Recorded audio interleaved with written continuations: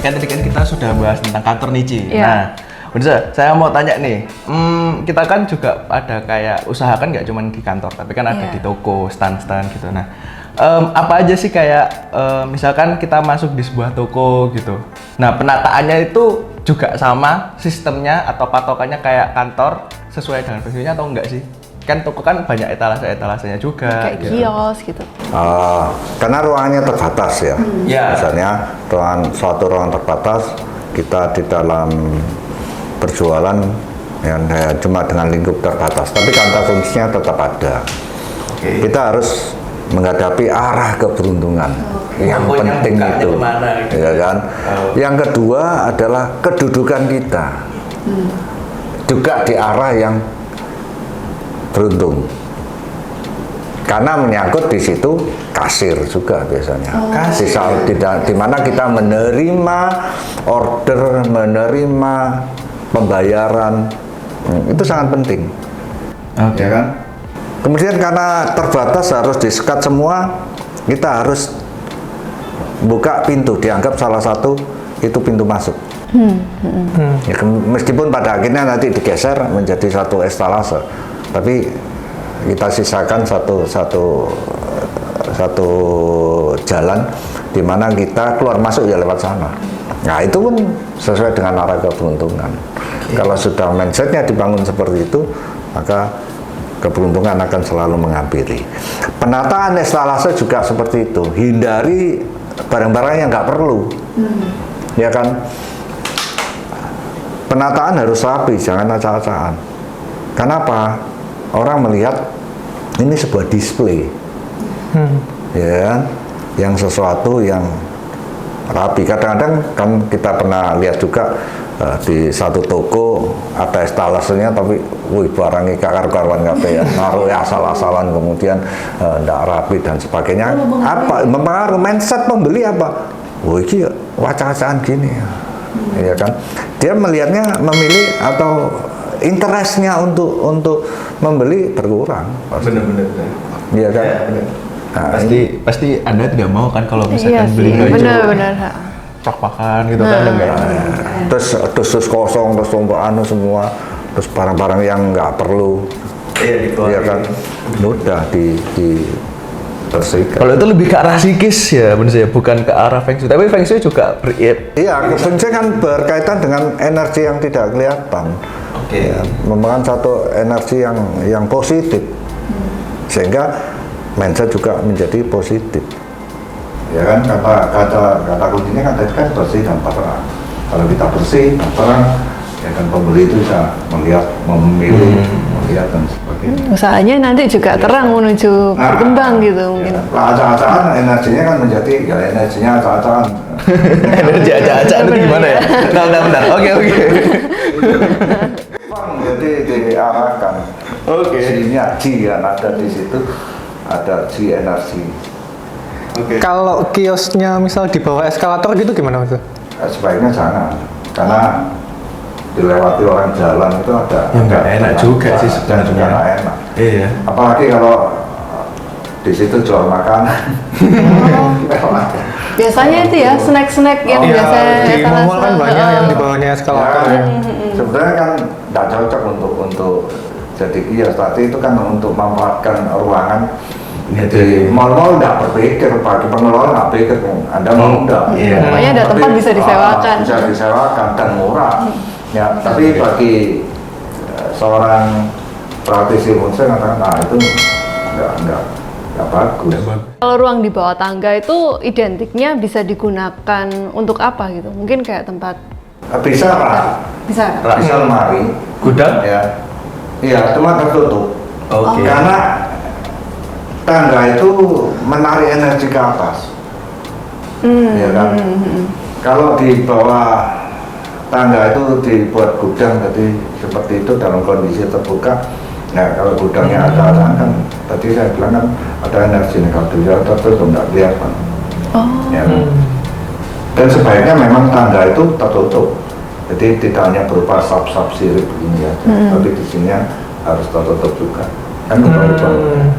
Nah itu kan energi nggak bisa naik, merobos. Oh, Makanya lebih baik memang ditutup gitu ya. Harus ditutup sehingga energinya bisa Ditutup dari sisi bawah dan bawah. bawahnya aja. Sampingnya kelihatan truk juga nggak masalah.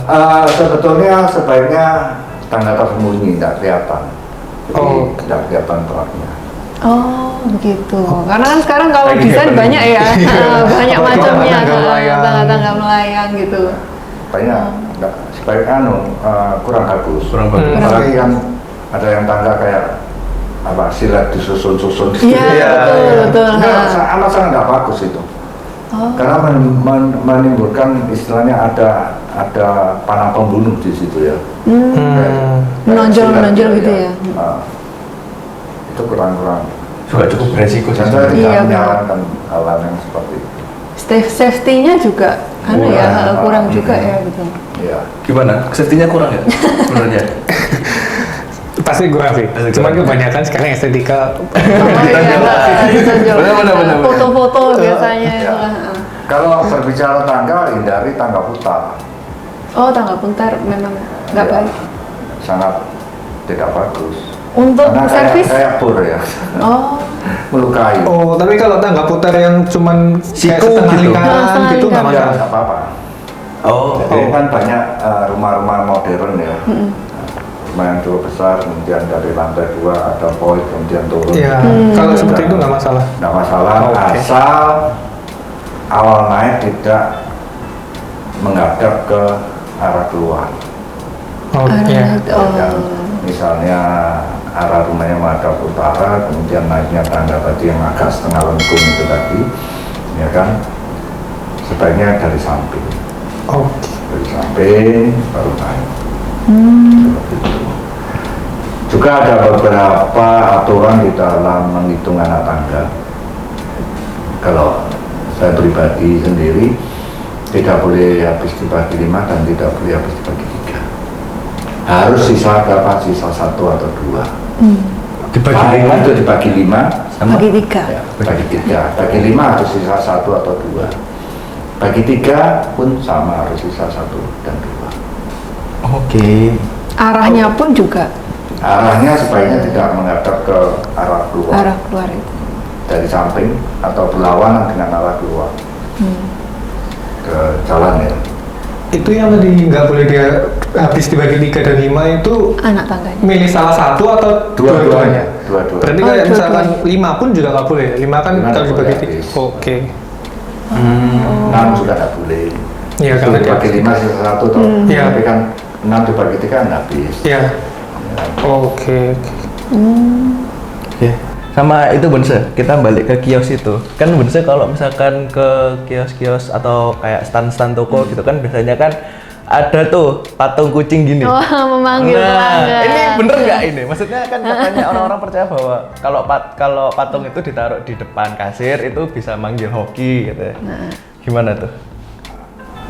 Itu sebetulnya tergantung ke mindset ya. Oke. Tergantung mindset. Kalau dia berpikir itu manggil hoki karena mindsetnya akan menjadi positif dan Akan kepanggil sungguhan. sebetulnya kalau saya melihat dari segi keilmuan saya, di situ ada gerak, Oke. gerak yang dinamis, ya kan. Jadi harapannya ini terjadi pergerakan, bukan stagnan. Oh. Jadi memberikan energi yang stagnan itu. Oke. Kalau energi itu menjadi hidup, ya kan, kehidupan akan mengalir, tidak mandek.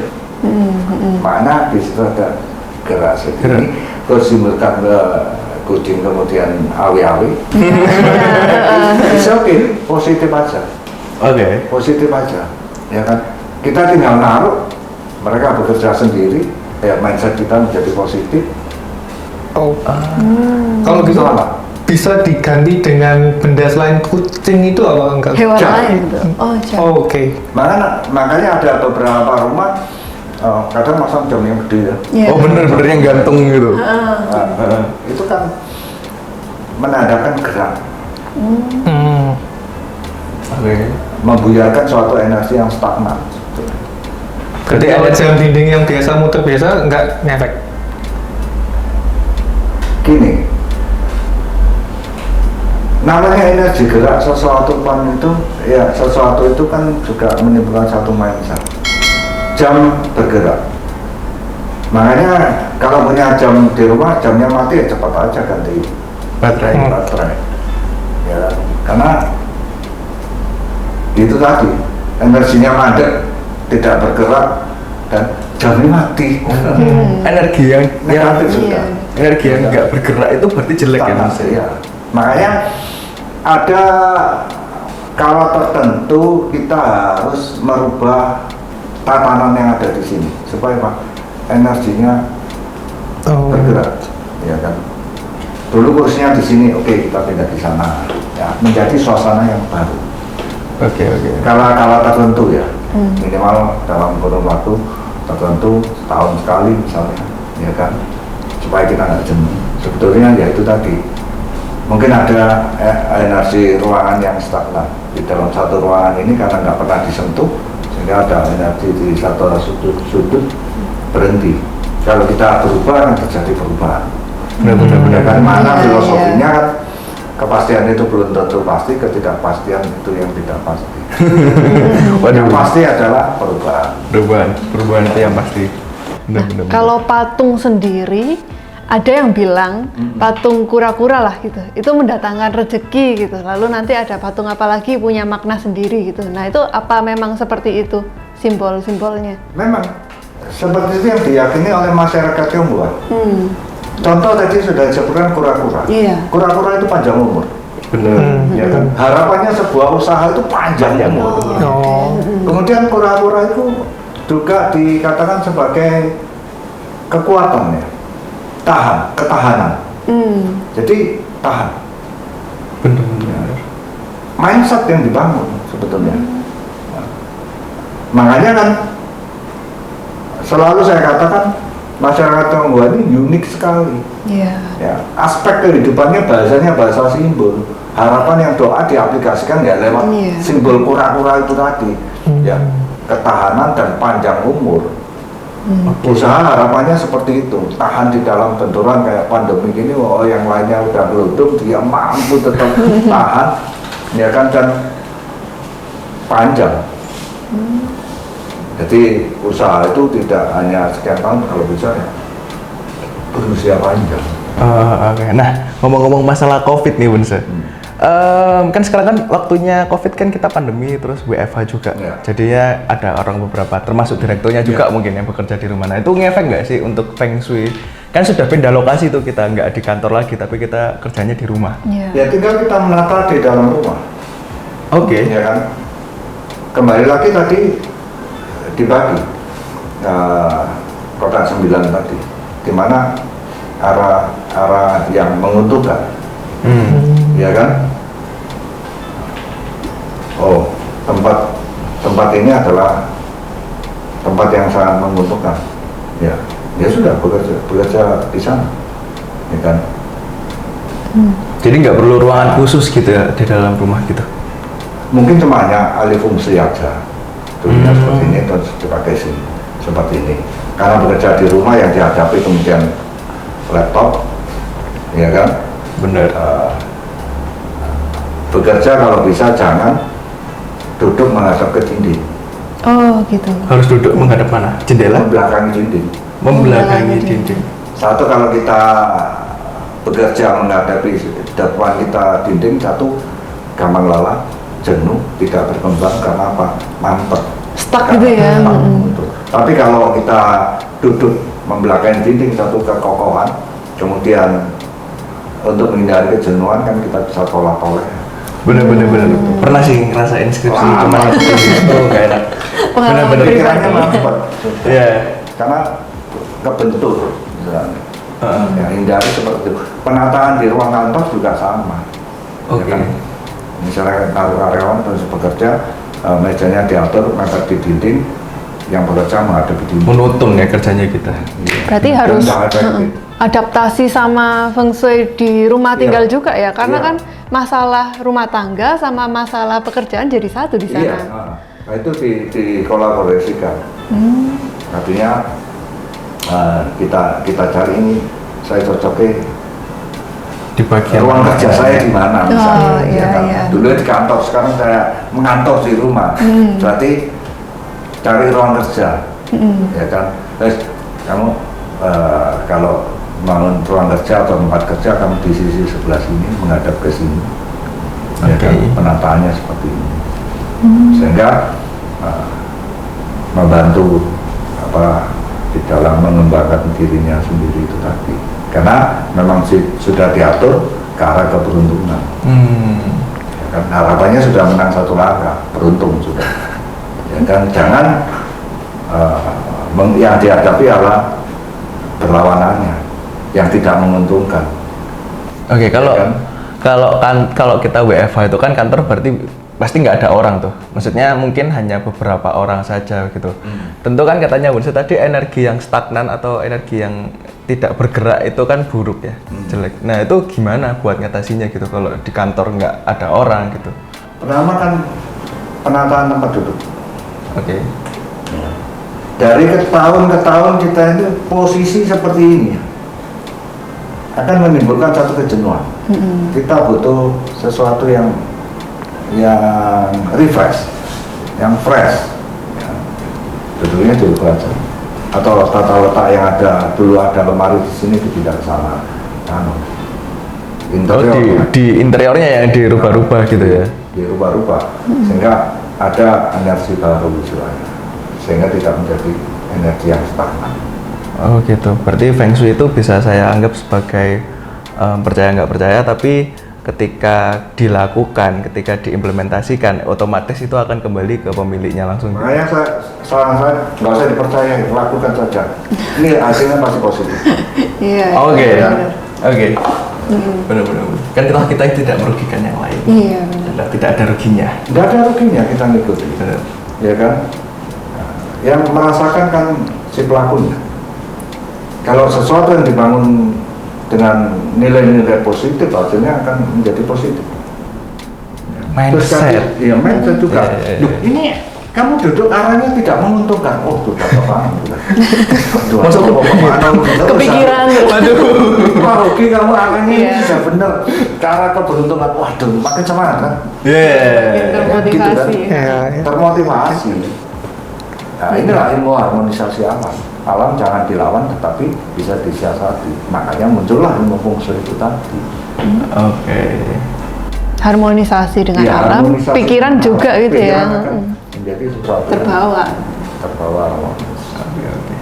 Oke, dari Ko Vincent sendiri nih sekarang kalau dilihat dari kacamata arsitektur gitu, apakah ada kolerasi antara ilmu feng shui dan ilmu arsitektur yang sudah pernah didalami?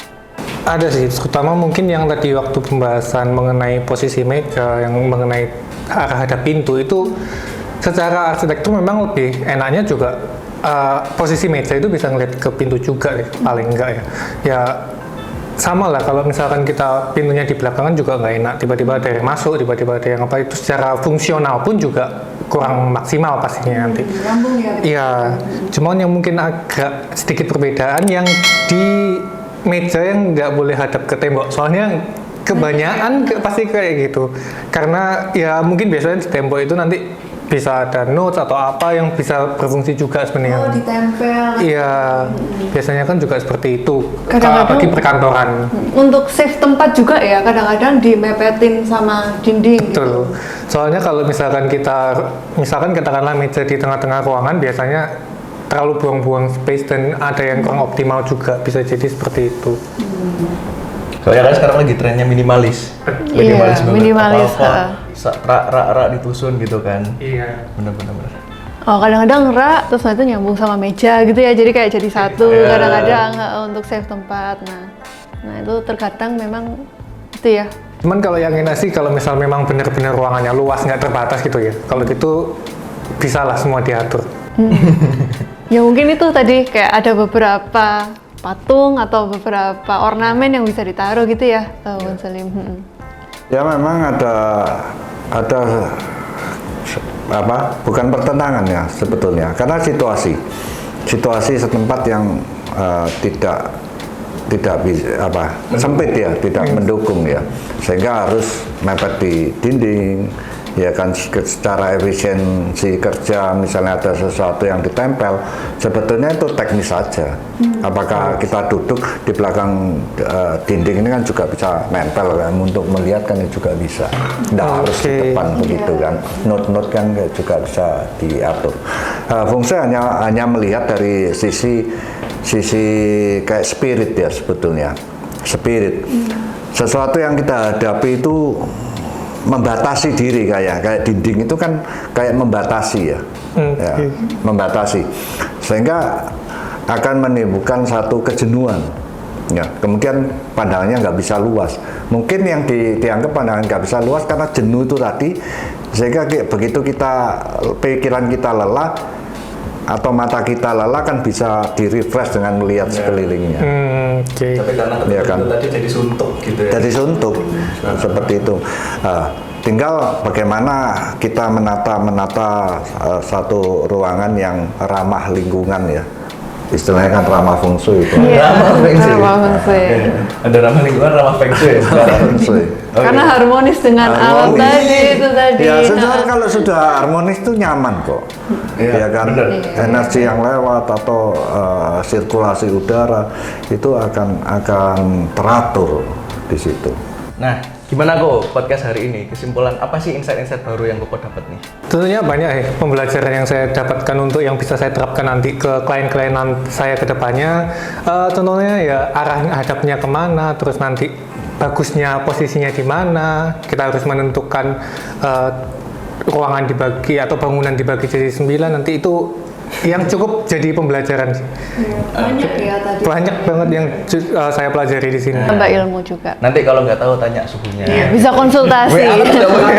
Bisa konsultasi. Nah, menurut Bensel sendiri buat teman-teman di rumah, apa sih yang mau disampaikan terakhir deh buat pesan gitu? Ya, untuk yang netizen ya, di rumah, semoga yang saya sampaikan, yang saya sharingkan ini bisa bermanfaat, sehingga apa, dengan feng shui kita pun bisa meningkatkan kualitas hidup. Bener. Ya, sekian aja, terima kasih. Nah, jadi gitu teman-teman, penjelasannya untuk Feng Shui bagi pengusaha maupun pengusaha yang mau memulai usahanya itu. Nah, mungkin saya bisa menarik kesimpulan sedikit dari pembicaraan hari ini tentang berarti Feng Shui itu bukan untuk dipercaya, tapi dilakukan aja karena itu impact-nya akan langsung otomatis datang ke pemiliknya. Mungkin ada tambahan dari Cici? Mungkin kita juga bisa tahu ya, kalau misalkan ternyata ilmu feng shui itu harmoni juga dengan alam, dengan pikiran gitu. Juga terkait dengan posisi, arah, yang ternyata setiap karakter tuh memiliki feng shui-nya masing-masing gitu, disesuaikan dengan pemilik usahanya masing-masing. Nah, sekiranya begitu. Ya sih, kalau saya sih setuju dengan kata-katanya Bun Selim, di mana keharmonisan itu jadi bikin kita nyaman, jadi bikin kita itu jadi lebih lama kita di situ. Jadi energi positif yang kita keluarkan bisa menarik energi-energi positif lainnya juga ke lidah kita. Oke, cukup sekian podcast kita pada hari ini. Jangan lupa kalau kalian mau konsultasi Feng Shui, kita juga sudah menyediakan platformnya, yaitu kita bisa langsung, kalian bisa langsung aja ke Instagramnya Patak Miao atau ke nomor yang ada di bawah ini. Konsultasikan aja Feng Shui Anda di Kelenteng Patak Miao pada hari Rabu, setiap hari Rabu pukul 10 pagi sampai pukul 3 sore. Jika teman-teman ada yang mau berkonsultasi di luar hari itu, bisa dikomunikasikan langsung melalui via DM maupun dari WA yang sudah disediakan ada di nomor bawah maupun di description di bawah. Teman-teman jangan lupa untuk subscribe. Terima kasih, dadah.